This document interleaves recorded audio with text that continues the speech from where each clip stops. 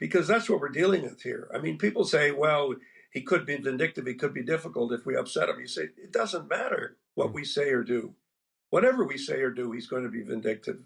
I mean, the whole thing is, I think the word is nuts. We ought to be able to just look at this thing and say, it's crazy.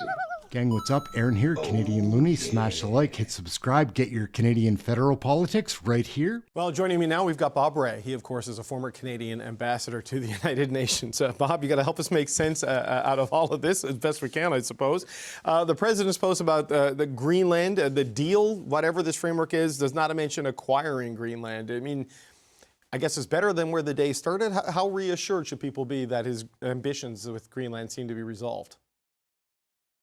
Well, David, I think this is proof of the formula that Roy Cohn talked about with a young Donald Trump, as described in the movie The Apprentice. You know, attack, attack, attack.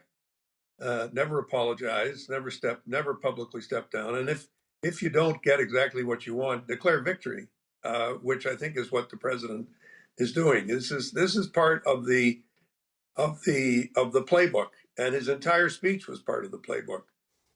Sinister, wandering around from various personal attacks on people, attacks on whole continents, denying the role of anybody else in World War II. I mean, Donald, we were in World War II 2 years before he was. I mean, this is just the way he is. And I think for the world to see the contrast between the speech of our Prime Minister, Mark Carney, and this performance, because you can only call it a performance by the President of the United States, I think is an object lesson for all of us. I mean, Mr. Carney was precise, clear, candid.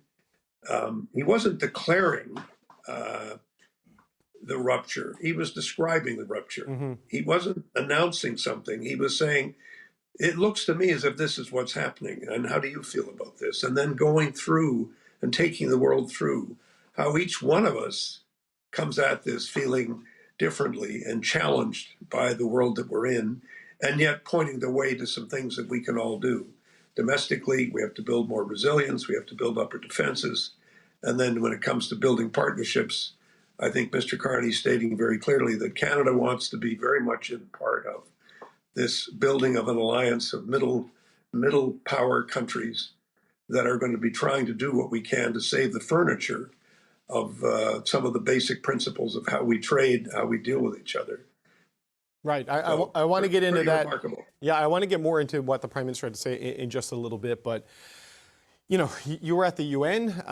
I just wonder, he made this claim, the president did, that the U.S. gave Greenland back to Denmark after the Second World War and called Denmark ungrateful. There was a lot of everybody isn't grateful enough, and if it wasn't for him, they'd be speaking German, which he said in Switzerland, which I think is a majority German-speaking country anyway, just organically. Yeah. But right. What he said about giving it back and claiming it, and if you don't give it to us, we'll remember. How careful does NATO need to be in its next steps over the next little while? Because I don't know if this is a retreat or a regrouping by the president, but it doesn't seem resolved in his mind. Well, I don't think it's resolved yet. I think the thing anybody learns from dealing with Donald Trump is that it's not resolved until you see the details. And even when you see the details, there's no way of knowing whether or not he will stick to it or keep his word or reinvent something. So when people say, oh, I've solved this problem, it's all solved, it's done, you sort of say, but look at the damage you've caused. Look at the damage you've caused to your credibility of the United States. Look at the damage you've caused to the markets. Look at the damage you've caused to all the activities that have gone on. None of this was necessary. In fact, frankly, when you think of the last year, so much uncertainty, so much problems, so many people laid off, so many people facing challenges, economies going south, all of them because of one person. And that's what makes all this so difficult. And I think our Prime Minister was a model of restraint, never once mentioned the word Donald Trump or the name. But we have to understand that we're living in a world where we simply cannot rely on the United States for certainty, for credibility, for steadiness, and for empathy, and for understanding of what other countries are going through. And I think most of us would say that for 80 years, for the most part, not always, we had differences, we had profound problems and challenges. But for the most part, we did have a relationship where you could trust people's word and you could trust what they would say. And you would know that they were not acting out of personal pettiness or vindictiveness. And so I think most people would part company with Mr. Trump, even on his assessment of Mark Carney's speech. Because I think it was a great speech, and you know, Mr. Trump's issued saying, "Look at all the things we've done for you." Mm-hmm. Well, yeah, but look at all the things you've done to us. When we look at all the things the United States has done with us over 80 years and even longer, we can say yes, many achievements, many good things, Mr. Trump. But when we look at what you are doing to us now, I don't think gratitude is the first thought that comes to the minds and hearts of most Canadians, not because we're petty, but because we know that many of the troubles we've had to experience have been because of the positions and the vindictiveness of one person. And that's what we're living with. We'll get back to the absurdity of Canadian federal politics in a moment. Just a friendly reminder to smash the like, hit subscribe. Please leave a comment below if you have something to share. Let's get back to the nutty video. Well, I just want to play that chunk from Trump's performance, as you call it, speech, as he would call it, where he sort of took aim at Mark Carney and took aim at Canada and talked about the lack of gratitude that he's sensing from the Prime Minister and the country as a whole. Just have a listen to this. Canada gets a lot of freebies from us, by the way. They should be grateful also, but they're not. I watched your Prime Minister yesterday. He wasn't so grateful. Canada lives because of the United States. Remember that, Mark, the next time you make your statements. You know, Bob Rae, I wonder about that. I mean, does this risk U.S. relations with Canada? I mean, because you never know how Donald Trump's going to react, whether you say something or don't say something. But that was his response there. What is there a downside to that reaction, do you think? I think you should play that clip alongside Marlon Brando in The Godfather. I really do. I mean, play it. Even the voice is the same. I mean, I defy you to do that. Some clever person could put that together for your next clip, because that's what we're dealing with here. I mean, people say, well, he could be vindictive, he could be difficult if we upset him. You say, it doesn't matter what we say or do. Whatever we say or do, he's going to be vindictive, and he's going to be difficult, and he's going to be unpredictable. And that's what we're dealing with. That's what the world is dealing with. That's what Canada is dealing with. And yes, we're a trading partner. It's difficult. But I mean, I long ago decided that there was really no point in pretending that we're dealing with a normal situation where you say, well, because you said this, I'm going to do that. And you sort of say, well, because you didn't give me the Nobel Prize, I'm going to do. I mean, the whole thing is, I think the word is nuts. And we ought to be able to just look at this thing and say, it's crazy. Mr. Carney gave a great speech. He never mentioned Mr. Trump. He never attacked the president. He never said anything negative. He just said, we have to move into a situation where there's greater predictability, and we're not going to bend the knee. We're not going to be subordinates in a situation where we need to be at the table. Right. And I think that's something that Canadians and indeed people around the world, I don't think we've ever seen a global reaction to a speech like this from people. I just got a text message from one of my former colleagues at the UN. I'm here in New York, by the way. If Right. people are wondering what is that background. It's a hotel room in New York. I'm just saying, you know, the reaction from people. This guy's a great diplomat, and he said, "How do I become a Canadian right away?" He said, "I can't believe your Prime Minister was able to speak in such a way, so clearly to us, all of us." And he represented a country in Africa. So you've got to understand the message of Mr. Carney was a message of hope and of understanding and of great courage. And the message from Donald Trump is a message of pettiness, vindictiveness, and wandering all over the map as he spreads the negativity that he spreads in whatever he has to say. So I don't think any of us should hold back. I think we should just say what we think.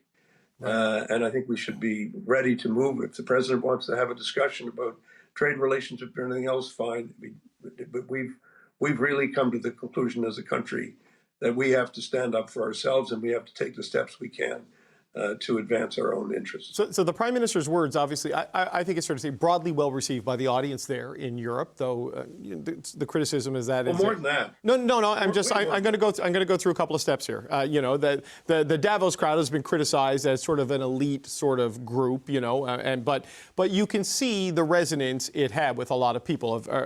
It's a lot of things Mark Carney has said in the past, bundled together in a clear argument, right? That you saw there.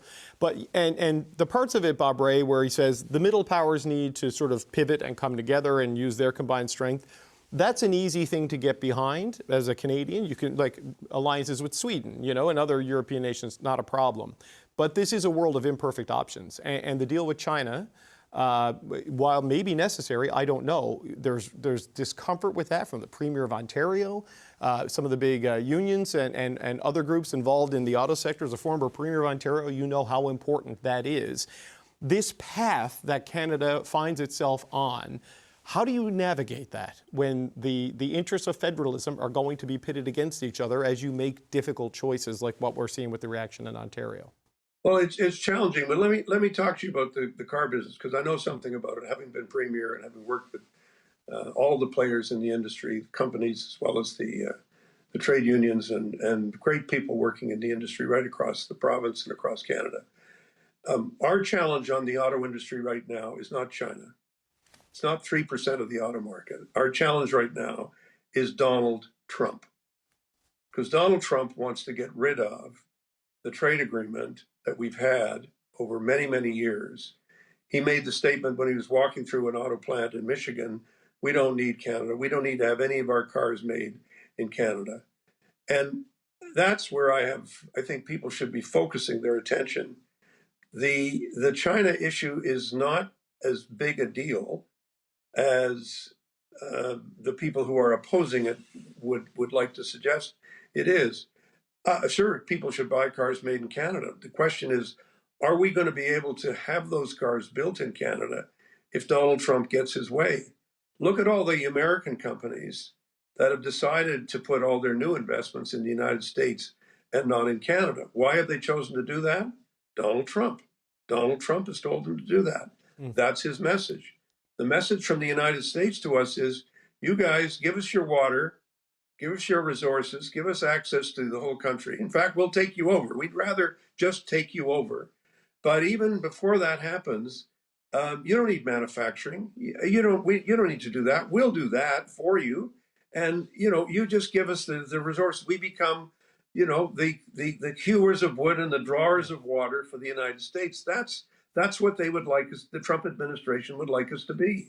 Yeah. And so I think, with great respect to Premier Ford, who I think is doing everything he can to advance the interests of the Ontario economy and in the way he's speaking, but I do part company with him when he focuses all his attention on what's happening with 3%, potentially 3% of the cars sold in Ontario. We don't even know how many will sold or how it will go. We have no idea where the dealerships are going to be or how this is going to function.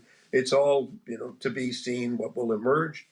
And he's getting all agitated about that and not getting agitated enough about what his former buddy Donald is doing to the industry. And that's the real problem right now that we're having. But the real challenge we're having is with the United States on cars. It's not with China.